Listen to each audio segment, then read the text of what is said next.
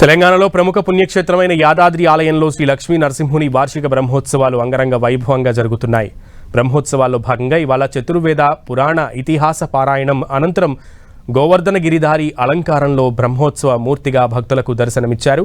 గోవర్ధన గిరిధారి అలంకారంలో స్వామివారిని మేళ వాయిద్యాలతో ఆలయ తిరుమాడ వీధుల్లో సేవపై విహరించారు. అనంతరం వేద పండితులు మంత్రోచ్చారణ చేసి స్వామివారి చరిత్రను భక్తులకు అర్థమయ్యే విధంగా వివరించారు.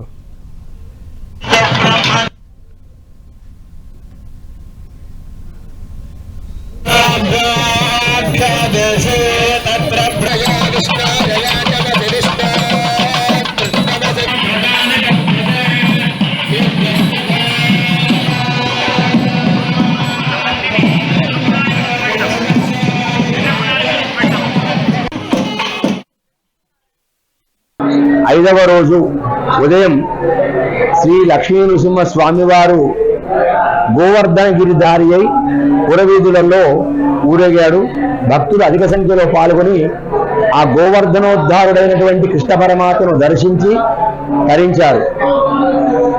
కృష్ణ పరమాత్మను దర్శిస్తేనే సమస్త క్లేశములు నశిస్తాయని చెప్పేసి మనకు చెప్తోంది.